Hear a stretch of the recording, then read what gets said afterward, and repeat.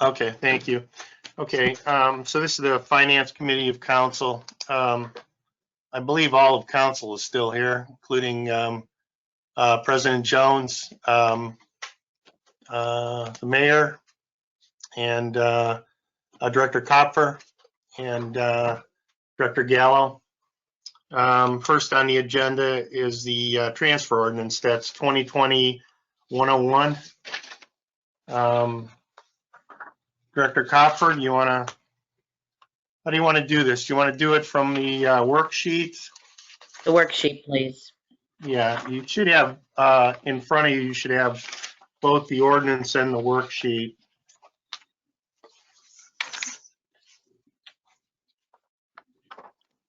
Do you want me to go, Mr. Go for it.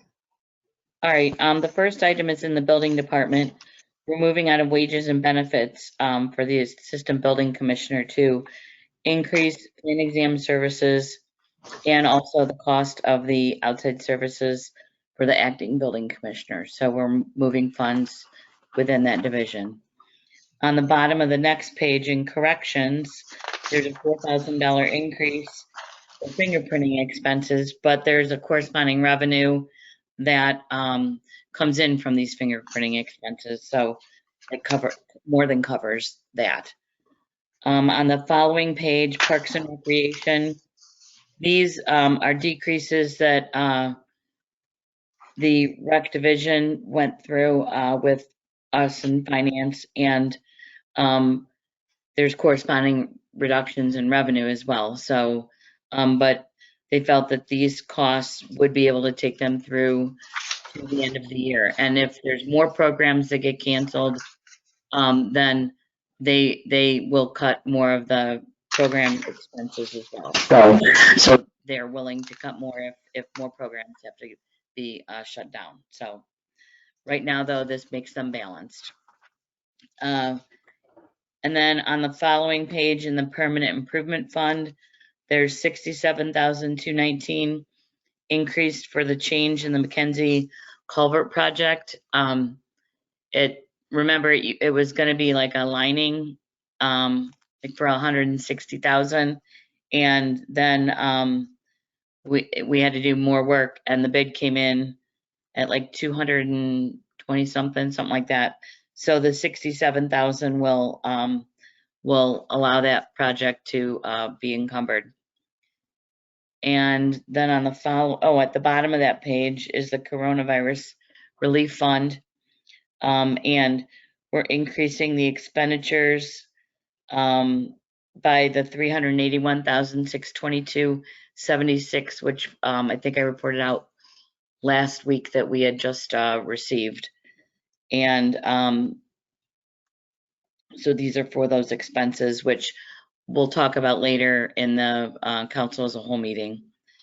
And you did receive, hopefully Chuck was able to get the spreadsheet to you that shows kind of like our master plan for COVID funding. On the following page is the capital improvement project fund, and we're moving $10,000 that were for like fees that we would have had to pay with the notes and bonds, but we didn't have to pay as many as we thought. So we moved those to increase for capital outlay because the garage needs a ventilation fan, and it's very large. It costs $10,000, and they would like to move forward with it. I think it's long overdue. And that concludes the transfer ordinance. Any questions?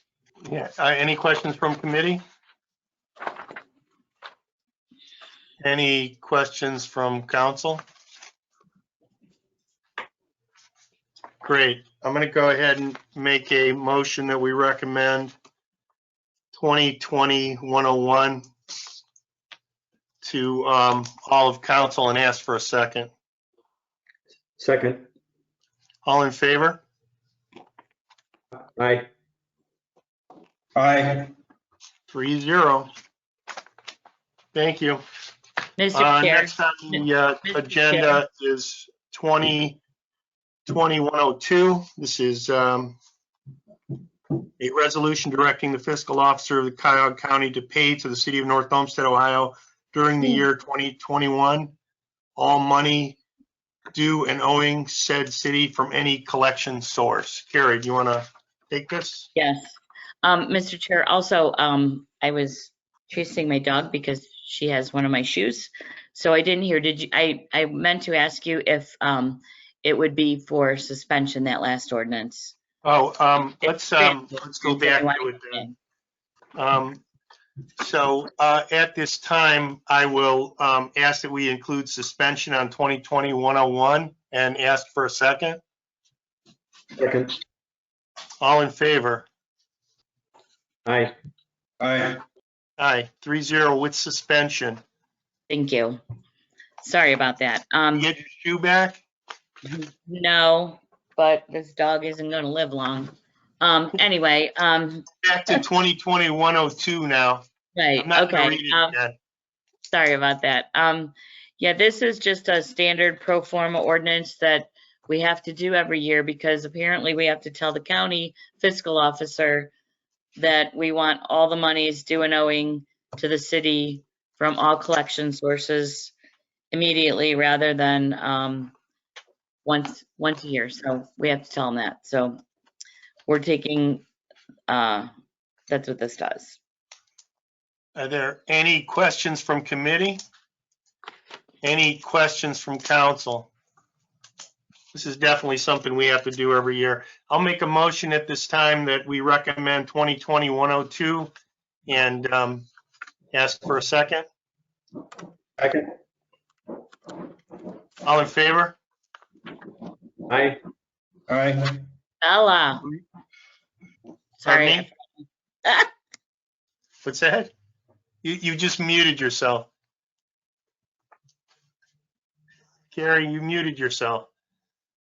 I know because I'm yelling at my dog. Oh, I thought you were asking us for something. Okay.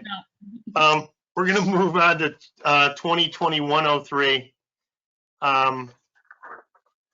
which is an ordinance providing for the issuance and sale of not to exceed $1,415,000 of notes in anticipation of the issuance of bonds to provide funds to pay part of the city's portion of the cost of improving Brook Park Road between certain termini in cooperation with the Department of Transportation of the state of Ohio by grading, draining, curbing, reconstructing, and rehabilitating the pavement base and adjusting, reconstructing catch basins, curbs, and curb ramps, manholes, and utility valve and monument boxes where necessary, preparing the surface and resurfacing and providing decorative lighting and landscaping in each case together with necessary appurtenances and work incidental thereto. How is that? Who's taking this? Carrie? Me. Thank God that the bond council writes long ordinances, so you had to read it all. I put my dog in the cage, by the way. Good. So this is for the Brook Park Road. They need the monies before the end of the year. We need to encumber it. So we're doing a short-term note. It's going to roll into the timing of the spring when our other notes are due. And we'll either at that point go out for more notes or we'll bond out. I haven't decided yet because the interest rates are being projected to be short-term in a very low amount for a long time. Right. It was just going to be like a year, but now they're saying 2 or 3 years. So maybe this year after the COVID bit into our resources isn't the year that we want to go out to bonds. So, and it would be more cost effective maybe to pay another year note. So I haven't decided yet. We'll see. A lot can change, as we all know, from one day to the next with this stuff. But we're going to go out to quotes and we'll make a selection, sell the notes, And like I said, we're gonna line them up to the renewal of the notes that we have due in the spring. Any, Kim, did you have a question? I thought I saw your hand go up. Comment? I guess my only comment was on the budget for the project, and I think I came in late to the discussion, Brook Park Road. Yes. It was the construction engineering component for the city. We found that the state ODOT let us know that the percentage for construction engineering increased from 3% to 8% by ODOT policy, I believe in the month of July or August. So last when we had met with council for the preliminary legislation and we had a certain budget, it was based upon our understanding that we were responsible for 3% construction engineering, and then that changed to 8%. So that explains the difference from the previous meeting to the amount before you tonight. So I wanted to just put that on the record and explain that difference. Thank you, Kim. Is there any questions from committee? Any questions from council? Mr. Glassburn. Thank you, Mr. Chairman.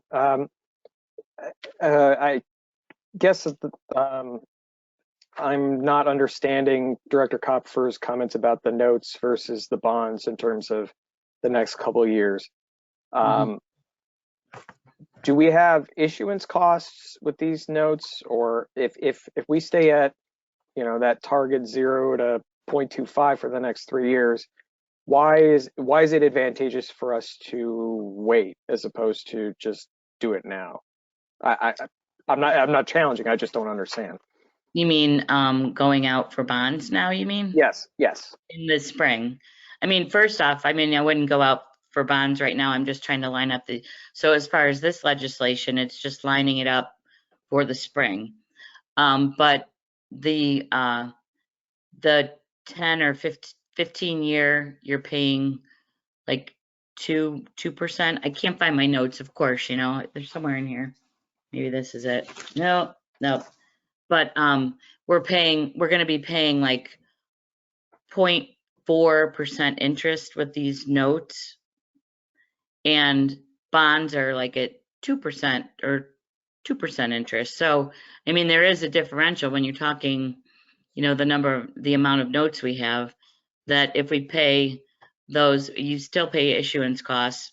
Yeah, you still pay less when you're doing a note than when you're doing a whole bond issue, because you have to go to Moody's, you have to do official statements and all that other stuff. So there's a lot more involved and the costs are greater.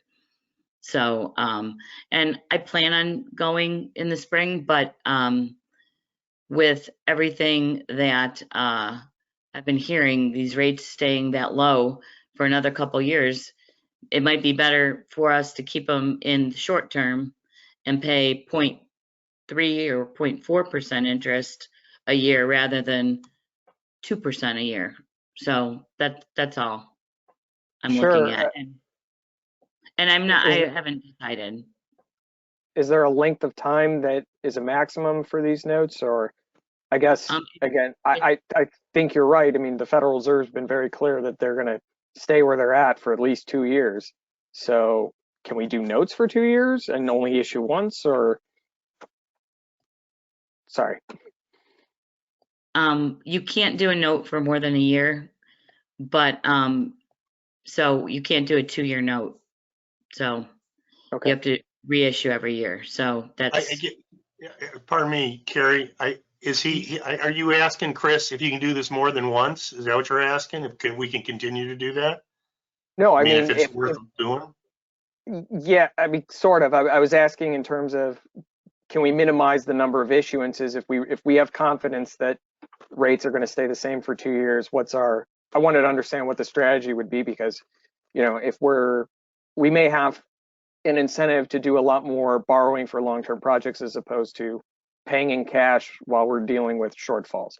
And so that's why I just want to understand the strategy. And the other is that in theory,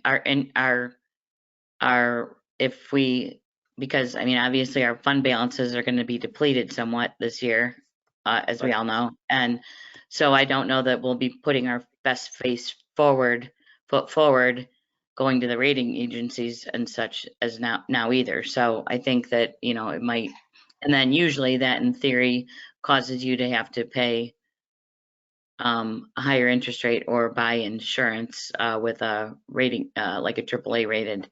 So you know, there's a lot to consider, and it has nothing to do with this piece of legislation right now. I was just trying to describe why it's a short-term note. Thank you. Any other questions from council? Okay, I'm going to go ahead and make a motion that we recommend 2020-103 and ask for a second. Second. All in favor? Aye. 3-0. Okay. Oh, now I got to find the last one here. Last one is the salary ordinance. 2020-107. This is an ordinance to establish the positions of Division of Building Coordinator, full-time and part-time, and corresponding compensation for each, and otherwise restate the compensation rates and descriptions for various administrative and legislative personnel for the years 2018, 2019, 2020, and declaring an emergency. Thank you, Carrie, you Mr. there? Chairman. Oh, Marie, you taking this? Yeah, thank you, Mr. Chairman. All this does is it establishes on page 2 of the ordinance, it establishes the salary line item for the full-time building coordinator and part-time building coordinator, which were discussed at length in tonight's BZD committee meeting. So I just want to be clear on how many people we're actually hiring here. No, I'm just kidding. I'm just kidding you. Any questions from, any questions from committee? Any questions from Mr. Limpert? Any questions from Council, Angela? Yes. How many people are we hiring? 1.5. Thank you. Mr. Limpert, you got any questions? I'm teasing. Any questions from council? Anybody got anything? Okay. How does the half position feel about the bond market? 0.5%. At this time, I'm going to go ahead and move that we recommend 2020-107 to all of council and ask for a second. Second. All in favor? Aye. Aye, 3-0. Very good. Okay, that concludes my meeting.